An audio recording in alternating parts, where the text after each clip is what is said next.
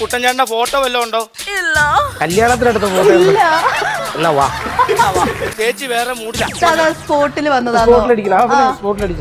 Nedumudi വേണുവിന്റെ sound ചെയ്യും. അത് സ്ഥിരം വർഷങ്ങളായിട്ട് ആ സൗണ്ട് കേൾക്കണ. വയ്യ മടുത്തു, എന്റെ ഭാര്യയുടെ ശവം പുഴയിലൂടെ ഒഴുകിപ്പോണത് ഞാൻ കണ്ടതാ. ഇതിങ്ങനെ പറയുക സ്റ്റേജിൽ. ഫ്രണ്ടിൽ ഇരുന്നുകൊണ്ട് ഒരുത്തം പറയാ, കുറെ നേരമായുള്ള ഒഴുകാന്ന് പറഞ്ഞിട്ട് വലിച്ചു കുഴിച്ചു.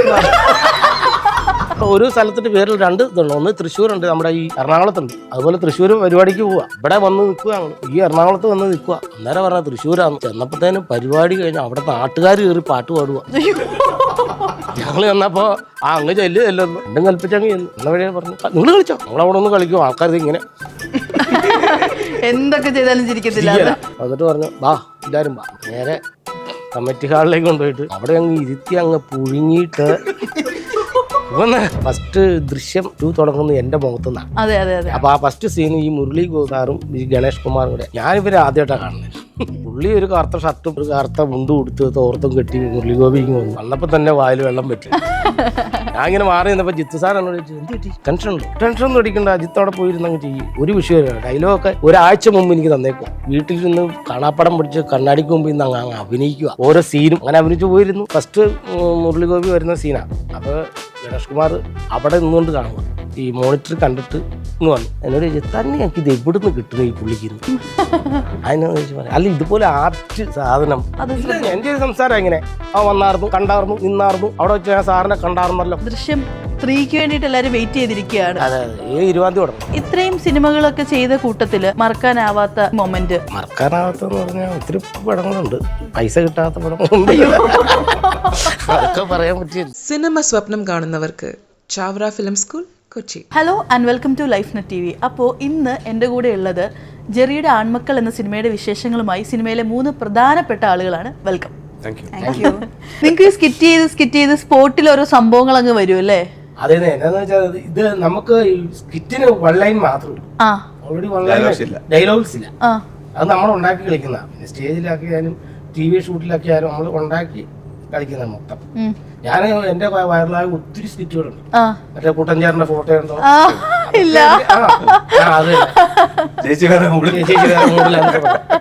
അപ്പൊ നമ്മളതൊക്കെ ഉണ്ടാക്കി സ്പോട്ടിൽ വന്നതാണോ? സ്പോട്ടിലടിച്ചത്. ഫോട്ടോ ഉണ്ടോ എന്ന് മാത്രം ഒന്ന് ചോദിക്കാമോ? കുട്ടൻചാറിന്റെ ഫോട്ടോ ഉണ്ടോ? ഇല്ല. ഇതിന് മുമ്പുള്ള ഫോട്ടോ ഉണ്ടോ? ഇല്ല. കല്യാണത്തിനെടുത്ത ഫോട്ടോ ഇല്ല. എന്നാ വാ, എന്താ എടുക്കണേ? ചേച്ചി വേറെ മൂടില്ല. അതൊക്കെ നമുക്ക് ഒരിക്കലും മറക്കാൻ പറ്റാത്ത സ്കിറ്റുകള്. അങ്ങനെ ഇതുപോലെ സ്പോട്ടിൽ വന്ന് ഓപ്പോസിറ്റ് ചെയ്യുന്നപ്പം മറ്റേ കൺഫ്യൂസ്ഡ് ആയി പോയ സിറ്റുവേഷൻസ് ഒക്കെ ഉണ്ടായിട്ടുണ്ടോ? അതൊക്കെ ഉണ്ട്. അവിടെ നിന്ന് ചിരിച്ചിട്ടുണ്ട്, ഷൂട്ട് നിർത്തി വെച്ചു. എന്തെങ്കിലും ഒരു മെമ്മറി ഒത്തിരി ഉണ്ട്, പറയാൻ പറ്റില്ല. മറന്നുപോയി. ഞാനൊരു 10,000 കൂടുതൽ സ്കിറ്റ് ചെയ്തിട്ടുണ്ടെന്ന്. അതെ അതെ അതെ അതെ. ഞാൻ എല്ലാ ചാനലിലും, ഏഷ്യാനെറ്റ് പോലും ഇങ്ങ് പോകുന്ന സകല ചാനലിലും ഞാൻ സ്കിറ്റ് കളിച്ചിട്ടുണ്ട്. ഞാനൊരു ക്വസ്റ്റ്യൻ ചോദിച്ചു. ഇത്രയും സ്കിറ്റ് ചെയ്യുന്ന ഇംപ്രവൈസേഷനിൽ മാത്രം നിൽക്കുന്ന ഒരു സാധനമാണല്ലോ സ്കിറ്റ് എന്ന് പറയുന്നത്. അതിനകത്ത് ഡയലോഗ്സ് ഇല്ല. അതിൽ നിന്ന് നമ്മൾ return script, return text follow ചെയ്യുന്ന സമയത്ത് എന്തെങ്കിലും ബുദ്ധിമുട്ട് തോന്നാറുണ്ടോ? അല്ലെങ്കിൽ അതിനെന്തെങ്കിലും ഒരു ഹെസിറ്റേഷനോ അല്ലെങ്കിൽ അതിലൊരു ഫോളോ അപ്പ് കിട്ടാനോ എന്തെങ്കിലും പ്രശ്നം തോന്നിയിട്ടുണ്ടോ? ആസ് ആൻ എക്സ്പീരിയൻസ് ചോദിച്ചു. അതെന്നാന്നറിയോ, നമ്മൾ ചെയ്യുന്ന സാധനം ചിലപ്പോൾ എനിക്ക് പറ്റാത്തൊരു കഥാപാത്രമാണെങ്കിൽ നമ്മൾ മാറ്റി വെക്കും, പ്രശ്നം വരും. അത് ഞാൻ ചെയ്യുന്നില്ല എന്ന് പറയും. നിങ്ങൾ എടുക്കില്ല? നല്ലൊരു കഥാപാത്രമാണെങ്കിൽ മാത്രം നമ്മൾ പറയും, എടാ അത് ഞാൻ ചെയ്ത് ശരിയാവില്ല, അത് വേറെ ആള്. അതിനകത്തുണ്ടല്ലോ ആർട്ടിസ്റ്റുകൾ. അതെ അതെ അതെ. അങ്ങനെ മാറ്റി ചേഞ്ച് ഇഷ്ടം പോലെ ചെയ്തു. അപ്പൊ ഈ ചെറിയ ആൺമക്കൾ എന്താ മാറ്റാത്ത? ചെറിയ ആൺമക്കൾ ഞാൻ ചെയ്യുന്ന എന്നോട് കഥ പറഞ്ഞത് ഇതാണെന്ന്. നമുക്ക് അതിൽ കോൺഫിഡൻസ് ഉണ്ട്. പിന്നെ കോൺഫിഡൻസ് ഇല്ല, കോമഡിയേ ഇല്ല ഇതിനകത്ത്. കോമഡി സാധനമില്ല.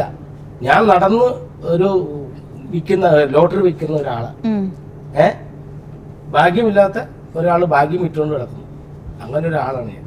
അത് ഞാൻ ശ്രദ്ധിച്ചിട്ടുണ്ട്. ഈ കോമഡി ചെയ്തിട്ട് ഒരുപാട് വർഷം നമ്മളെ ചിരിപ്പിച്ചവരൊക്കെ അവരൊരു ഇങ്ങനെ ഇമോഷണൽ ആയിട്ടുള്ളൊരു സംഭവം ചെയ്യുമ്പോഴത്തേക്ക് നമുക്ക് ഭയങ്കരമായിട്ട് ടച്ച് ചെയ്യും ആ ഒരു സാധനം. ഇപ്പം നമ്മുടെ സുരാജേട്ടനെയൊക്കെ നമ്മൾ അങ്ങനെ, സലികുമാർ ഏട്ടനായാലും അവരൊക്കെ നമ്മളിങ്ങനെ കണ്ടിട്ടുണ്ട്. അത് അവർ പെട്ടെന്നൊരു ഷിഫ്റ്റ് വരുമ്പോഴത്തേക്ക് നമ്മളിങ്ങനെ ഞെട്ടിപ്പോവും. അതെങ്ങനെ ആ ഒരു സംഭവം വരുന്നത്? അത്രയും ഇമോഷണൽ ആയിട്ടുള്ള സംഭവം നിങ്ങളുടെ ഉള്ളിൽ എന്താ പറയുക, നമ്മൾ ഞെട്ടിപ്പോവാറുണ്ട് അത് കാണുമ്പോഴത്തേക്ക്. ചേട്ടൻ ശ്രദ്ധിച്ചിട്ടുണ്ടോ അത്, കോമഡി ചെയ്യുന്നവർ? ഞാനങ്ങനെ ശ്രദ്ധിച്ചില്ല. നമ്മളോട് ഇത് പറയാ അഭിനയിച്ച്. എന്നാലും ഞാൻ ഇതിനെ തയ്യാറെടുത്തായിരുന്നു. തയ്യാറെടുത്തു. എന്നോട് പറഞ്ഞ അനുസരിച്ച്, ഡയറക്ടർ പറഞ്ഞ ഞാൻ തയ്യാറെടുത്തു. പക്ഷെ ഒരു നടന്നു വിൽക്കുക, അത് ഞാൻ പറഞ്ഞില്ലേ, ഒരു നടന്നു ലോട്ടറി വിൽക്കുന്ന ആളുടെ വിഷമം. നമ്മളൊരു കടയിട്ട് വിൽക്കുന്ന, അല്ലെങ്കിൽ ഒരു വലിയൊരു ഷോപ്പ് ഇട്ടിട്ട് ലോട്ടറി വിൽക്കുന്നവർക്ക് വലിയ പ്രശ്നങ്ങളില്ല. ഇല്ല ഇല്ല, അവിടെ അടിയും കാര്യങ്ങളും ഉണ്ട്. ഇത് നടന്നു വിൽക്കുന്നവർ ചിലപ്പോൾ അടിക്കില്ല, ചിലപ്പോൾ എങ്ങാനും ഓണം പോലെ ഒരെണ്ണം അടിക്കും. അങ്ങനെയുള്ള ഒരു വിഷമം, കാര്യങ്ങൾ, ബുദ്ധിമുട്ടോ പ്രശ്നമൊക്കെ ഉള്ള ഒരാളാണ് ഞാൻ. പിന്നെ ജെറി എൻ്റെ ഒരു കൂട്ടുകാരനാണ്. ഗൾഫിൽ വെച്ച് ജെറിയോട് ഇച്ചിരി പൈസ മേടിച്ചിട്ട് പോകുന്നു. അത് പിന്നെ കണ്ടിട്ടില്ല. ഇടയ്ക്ക് ജെറി നാട്ടിൽ വരുന്നു, ഞാൻ മുങ്ങുന്നു. പുള്ളിയെ കാണുമ്പോൾ അപ്പം മുങ്ങുക, ലാസ്റ്റ് എന്നെ പിടിക്കുന്നു. അപ്പം എൻ്റെ കഥ പറയുന്നു. അതൊക്കെയാണ് ഇതിൻ്റെ അകത്ത്. പക്ഷെ അത് ഭയങ്കര ഇമോഷണൽ ആയിട്ട് ഞാൻ ചെയ്തത്. കാരണം ഞാൻ ആ സീൻ ചെയ്തിട്ട് സാജുനോട് ചോദിച്ചു. സാജു എന്നോട് പറഞ്ഞു തന്നിട്ടില്ല സീൻ ചേട്ടാ അത് ശരിക്കും ഒന്ന് ചെയ്യുക എന്ന് പറഞ്ഞ് ഞാൻ അങ്ങനെ ചെയ്തിട്ട് കരഞ്ഞിട്ട് ചെയ്തു.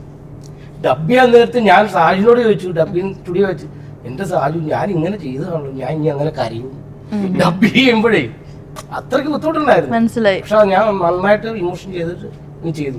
ചേട്ടൻ്റെ ഇമോഷണൽ റോൾസിന്റെ കാര്യം പറയുമ്പോഴത്തേക്ക് നമുക്ക് ദൃശ്യം 2-ാണെങ്കിലേ ആദ്യം കാരണം അത്രയും ഒരു ഇമോഷണൽ ആയിട്ടുള്ളൊരു സംഭവമല്ലേ ആദ്യം അതിനകത്ത് പോകുന്നത്. എന്താ പറയുന്നത്, അമ്മ പറയല്ലേ സമയമെടുക്കും. അതിപ്പോഴും ഒരുപാട് പേര് യൂസ് ചെയ്യുന്നുണ്ട്.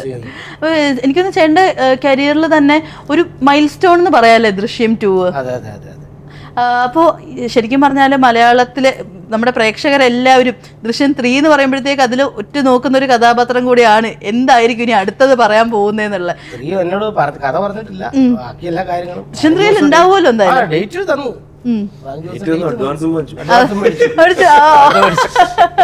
ചേട്ടാ, അപ്പൊ അതിനകത്ത് ഏറ്റവും കൂടുതൽ ഈ ഒരു സീരിയസ് സിറ്റുവേഷൻ ആണെങ്കിലും എല്ലാവരും ചിരിച്ചു പോയിട്ടുള്ളൊരു സീനുണ്ട്. നമ്മുടെ മന്ത്രി ഗണേഷ് കുമാർ സാർ വന്നിട്ട് ഒരു 10,000 രൂപ അങ്ങോട്ട് തരുന്നത്. ആ ഒരു സീനിൽ എന്തെങ്കിലും മെമ്മറീസ് ഉണ്ടോ? മെമ്മറീസ് എന്ന് പറഞ്ഞാൽ ഞാനേ ഫസ്റ്റ് ദൃശ്യം തുടങ്ങുന്നത് അതോടെ പറയാമെന്ന് അറിയുന്നില്ല. നമ്മളിപ്പോ വേറൊരു പടത്തിന്റെ എന്നാലും പറയാം.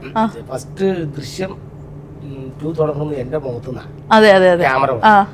അപ്പൊ ആ ഫസ്റ്റ് സീൻ ഈ മുരളി ഗോപി സാറും ഈ ഗണേഷ് കുമാറിന്റെ, ഞാനിവരെ ആദ്യമായിട്ടാണ് കാണുന്നത്. പുള്ളി ഒരു കറുത്ത ഷർട്ടും ഒരു കറുത്ത മുണ്ട് കൊടുത്ത് തോർത്തും കെട്ടി മുരളി ഗോപിക്ക് വന്നു. വന്നപ്പോ തന്നെ വായിൽ വെള്ളം പറ്റി. ഞാൻ ഇങ്ങനെ മാറി നിന്നപ്പോ ജിത്തു സാർ എന്നോട് ചോദിച്ചു, എന്ത് പറ്റി, ടെൻഷൻ ഉണ്ടോ? ഇത്തിരി വെള്ളം വേണം. ഞാൻ പുള്ളി വേഗം വെള്ളം കൊടുത്തു. ടെൻഷൻ ഒന്നും അടിക്കണ്ട, ജിത്തോടെ പോയിരുന്നങ്ങ് ചെയ്യേ, ഒരു വിഷയമില്ല. ഡയലോഗൊക്കെ ഒരാഴ്ച മുമ്പ് എനിക്ക് തന്നേക്കുക. മൊത്തം എൻ്റെ സ്ക്രിപ്റ്റ് മുഴുവൻ ഒരാഴ്ച മുമ്പ് ഞാൻ വീട്ടിൽ നിന്ന് കാണാപ്പടം പിടിച്ച് കണ്ണാടിക്ക് മുമ്പ് ഇന്ന് അങ്ങ് അഭിനയിക്കുക. ഓരോ സീനും അങ്ങനെ അഭിനയിച്ചു പോയിരുന്നു. പുള്ളി പറഞ്ഞു അത് ഫസ്റ്റ് മുരളി ഗോപി വരുന്ന സീനാണ്. അപ്പോൾ ഗണേഷ് കുമാർ അവിടെ നിന്നുകൊണ്ട് കാണുക, ഈ മോണിറ്റർ കണ്ടിട്ട് ഇന്ന് വന്നു. എന്നോട് ചോദിച്ചു, തന്നെ ഞങ്ങൾക്ക് ഇത് എവിടെ നിന്ന് കിട്ടുന്നു ഈ പുള്ളിക്ക്? അതിനോട് ചോദിച്ചു, അല്ല ഇതുപോലെ ആർട്ട് സാധനം ഒരു സാധാരണക്കാരൻ. കാരണം ഞാൻ അതിൻ്റെ അകത്തൊക്കെ എന്റെ നാടൻ ഭാഷയാണ് പറഞ്ഞത്. ഒരിക്കലും ഞാൻ ഇതായിട്ട് പോലീസ് സ്റ്റേഷൻ എന്ന് പറഞ്ഞു. കൂത്തോട്ടോളം ഇടുക്കി അതെല്ലാം ഈ അടുത്താണ്. ഈ കൂത്തോട്ടോളം എറണാകുളം ഡിസ്ട്രിക്റ്റാണ്. അതിന്റെ തൊട്ടടുത്ത് ഇടുക്കി, അതിന്റെ തൊട്ടടുത്ത് കോട്ടയം, ഇങ്ങനെ കിടക്കുന്നു. ഇത് മൂന്നും കൂടെ കൂട്ടിയിട്ടാണ് ഞങ്ങൾ പറഞ്ഞത് പോലീസ് സ്റ്റേഷൻ. മൂവാറ്റുപുഴന്ന് പറയൂല, തൊഴുപുഴന്ന് പറയൂല, തൊഴുപുഴക്ക് പോകും. അങ്ങനത്തെ ഒരു സംസാരമുണ്ട്. അപ്പൊ ഞാനിത് ഡബ് ചെയ്യാൻ നേരത്ത് ഇങ്ങനെ പറഞ്ഞു പോലീസ് സ്റ്റേഷൻ എന്ന് പറയുമ്പോൾ പോലീസ് സ്റ്റേഷൻ അങ്ങനെ ലൈവായിട്ട് ചെയ്തിട്ടുള്ളത് അത് തന്നെയാണ്. അത് തന്നെ ഡബ് ചെയ്യാൻ പറഞ്ഞു. ഡബ് ചെയ്യാൻ വന്നു പോയതാണോ ചേട്ടൻ എപ്പോഴും പറയുന്ന പോലെ? അതോ അത് ഇല്ല, എന്റെ ഒരു സംസാരം ഇങ്ങനെ വന്നാർന്നു നിന്നാർന്നു. അതൊക്കെ ഞാൻ സ്കിറ്റിലടിച്ചേക്കണം പണ്ട് മുതൽ. അവിടെ വെച്ച് ഞാൻ സാറിനെ കണ്ടാർന്നല്ലോ, അറുന്നൂന്നുള്ളത് അതൊക്കെ ഞങ്ങളുടെ അവിടുത്തെ ഭാഷ. കോതമംഗലം, ഇത്താട്ടുകുളം, മൂവാറ്റുപുഴ ഭാഷയാണ്. അങ്ങനെ ഗണേശ് ചേട്ടൻ ഇതേപോലെ പറഞ്ഞല്ലേ എവിടുന്ന് കിട്ടിന്നൊക്കെ. അപ്പൊ അത് സ്റ്റിൽ നമുക്ക് ഭയങ്കര ഒരു മെമ്മറബിൾ ആയിട്ടുള്ള ഒരു സീനാണ്.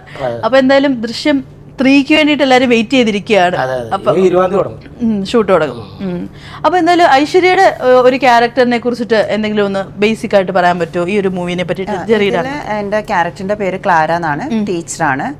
ഭയങ്കര സ്ട്രോങ് ആയിട്ടുള്ള ഒരു ബോൾഡ് ക്യാരക്ടറാണ്. ഒരു കാര്യം തീരുമാനിച്ച് അതിൽ നിന്ന് വേറൊരാൾക്ക് മാറ്റാൻ പറ്റില്ല, അത്രയും സ്ട്രോങ് ആയി നിൽക്കുന്ന ഒരു ലേഡി ക്യാരക്ടറാണ്. മനസ്സിലായി. ജെറിയുടെ വൈഫ്. അടിപൊളി. അജിത്തേട്ടൻ ഇപ്പോൾ ഒരുപാട് സിനിമകൾ ചെയ്തിട്ടുണ്ട്. ഈ ഇത്രയും സിനിമകളൊക്കെ ചെയ്ത കൂട്ടത്തിൽ അജിത്തേട്ടന് ഏറ്റവും മറക്കാനാവാത്ത ഒരു എന്താ പറയുക സ്ക്രീൻ ഷെയറിംഗ് മൊമെന്റ് അത് ഏതായിരിക്കും?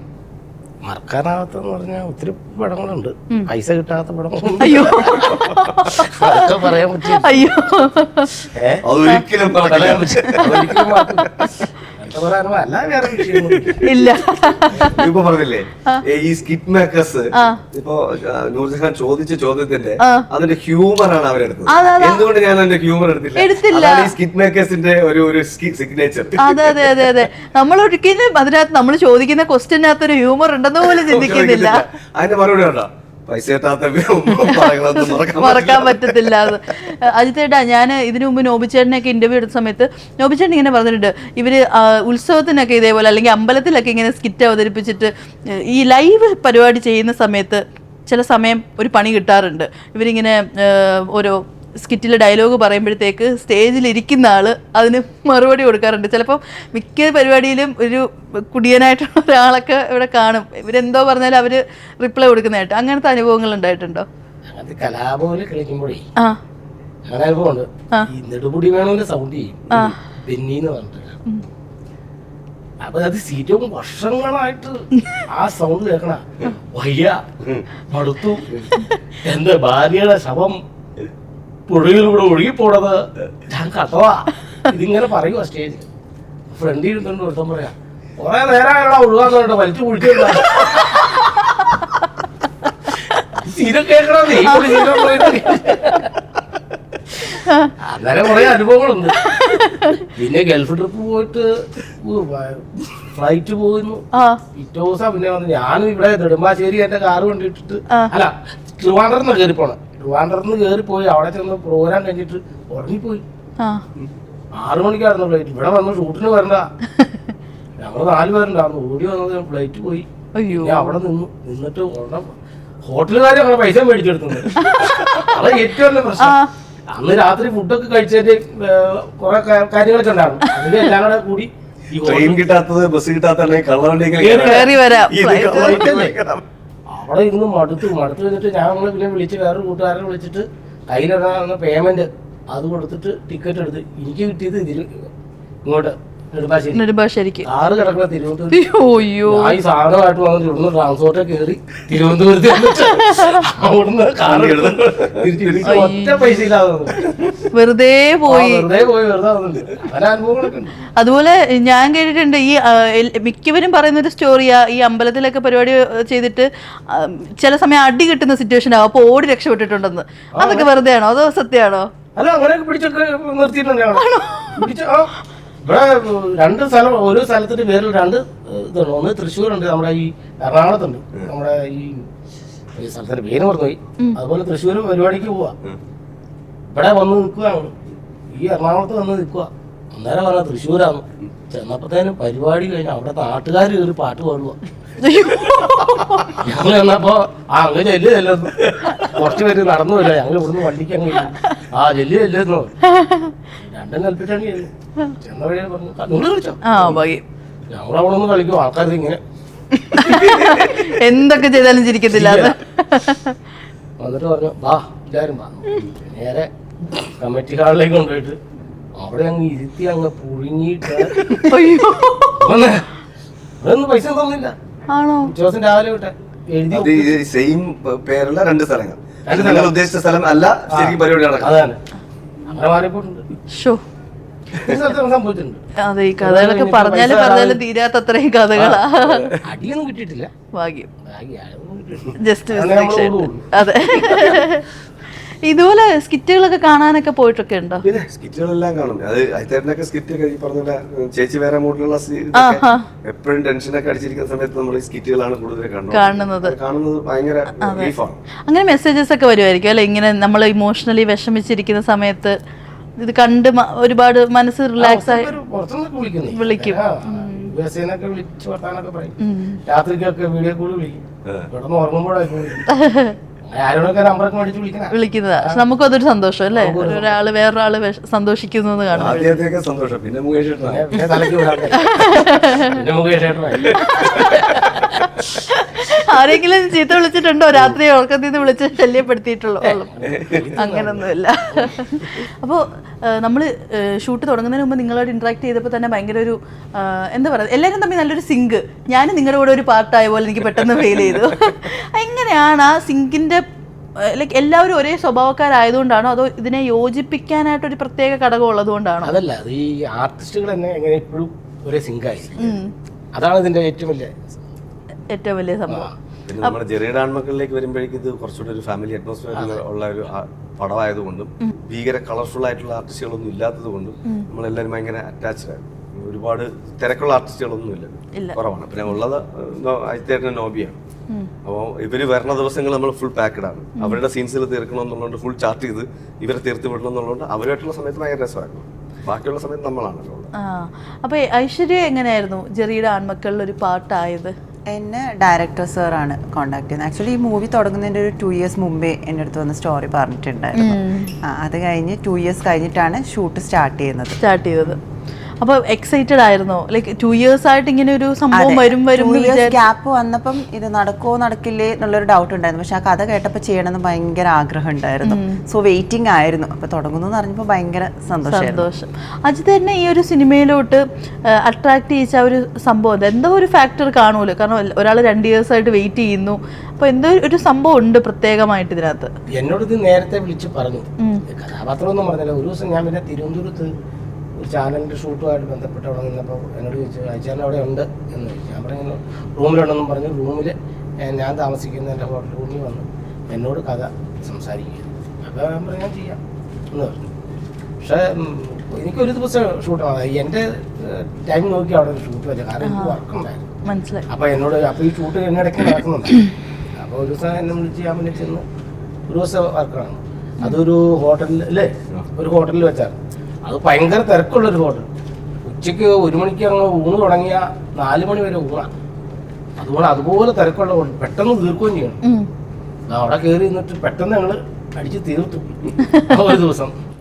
സുരേഷേട്ടാ, ഇവരുടെ ഈ നോബിച്ചേട്ടനും അജിത്തേട്ടനും നമുക്ക് ഊഹിക്കാം രണ്ടാളും കൂടെ ഒരു കോംബോ വരുമ്പോ തന്നെ എങ്ങനെ ഇവരുടെ കൂടെ തട്ടി നിന്നു ആ ഒരു കൗണ്ടർ അടിയില്? അതെ, അതില് അജിത്തേട്ടന്റെ ക്യാരക്ടർ സാധാരണ അജിത്തേട്ടൻ ഇത്രയും ദിവസം ചെയ്തുകൊണ്ടിരിക്കുന്ന അല്ലെങ്കിൽ കോമഡി സ്കിറ്റുകളിൽ ചെയ്യുന്ന ക്യാരക്ടർ അല്ല. അജിത്തേട്ടന്റെ ജോണറിൽ വരുന്ന ഒരു വ്യത്യാസമുള്ള ക്യാരക്ടറാണ്. അതുകൊണ്ട് തന്നെ അജിത്തേട്ടനോട് അഭിനയിക്കുന്ന സമയത്തുള്ള ഇമോഷൻസ് ഭയങ്കര ഇന്റൻസ് ആണ്. പക്ഷെ നോബിയോടുള്ള ക്യാരക്ടർ എന്ന് പറഞ്ഞാൽ നോബി എന്റെ ചൈൽഡ്ഹുഡ് ഫ്രണ്ടാണ്. അയത്തേട്ടന്റെ ക്യാരക്ടർ ശരിക്കും വിദേശത്തുള്ള ഫ്രണ്ടാണ്, പക്ഷെ നല്ല ഫ്രണ്ടാണ്. നോബി എന്ന് പറഞ്ഞാൽ ചൈൽഡ്ഹുഡ് മുതൽ എഞ്ചിനീയറിംഗ് വരെ ഒരുമിച്ച് പഠിച്ചത്. പിന്നെ നോബി ചെയ്യുന്ന സണ്ണിയുടെ ക്വസ്റ്റ്യൻ ആൻസർ പേപ്പർ കോപ്പി എഴുതിയിട്ട് സക്സസ് ആയ ജെറിയാണ്. അങ്ങനെ ഒരു അറ്റാച്ച്മെന്റ് ഇവിടെ ഈ സണ്ണിയായിട്ടുണ്ട്. സണ്ണിയായിട്ട് ചെയ്യുന്ന നോബിയുടെ ക്യാരക്ടറുമായിട്ട് കോമഡിയും എല്ലാം മിക്സപ്പ് ആണ്. ഞാൻ ഈ ക്യാരക്ടറിന്റെ അതാണ് ഞാൻ അതിലേക്ക് വരുന്നത്. അപ്പൊ നോബി ഈ ക്യാരക്ടർ നമ്മൾ സ്ക്രിപ്റ്റ് വായിച്ചു കഴിഞ്ഞ ശേഷം നോബിയുടെ ഒരു ഇതിന്റെ ഒരു ആ ഡയലോഗ്സിനെ കൺവേർട്ട് ചെയ്തിട്ട് നോബി മാറ്റുന്ന ഒരു പ്രോസസ് അത് ഭയങ്കര രസമാണ്. എന്നിട്ട് ഡയറക്ടർ പറയും, ജിജോ ഞാൻ അത് ഇങ്ങനെ മാറ്റിയപ്പോ അങ്ങനെയൊക്കെ മാറ്റിട്ട് അത് കണക്ട് ചെയ്ത് കൊണ്ടുവന്ന ഒരു സാധനം. അത് പിടിച്ചു നിൽക്കാൻ പാടാണ് കേട്ടോ. അതിന്റെ ഒരു കൗണ്ടറും സംഭവങ്ങളൊക്കെ പ്രശ്നമാണ്. പക്ഷെ എന്നിട്ട് പിന്നെ ആദ്യം ഒന്ന് പാടുപെട്ടെങ്കിലും ഒരു ദിവസം കഴിഞ്ഞപ്പോൾ അതെ. അപ്പൊ എന്തായാലും നമ്മുടെ സിനിമയുടെ റിലീസ് ഡേറ്റ് എപ്പോഴേക്കായിരിക്കും? September 19th. September 19th. അപ്പൊ എല്ലാവരും വെയിറ്റിംഗ് ആണ് സെപ്റ്റംബർ 19th വേണ്ടിയിട്ട്. അപ്പൊ എന്തായാലും നമ്മുടെ സിനിമ ഒരു സക്സസ്ഫുൾ മൂവി ആവട്ടെ. All the best. Thank you. Cinema സ്വപ്നം കാണുന്നവർക്ക് ചാവറ ഫിലിം സ്കൂൾ, കൊച്ചി.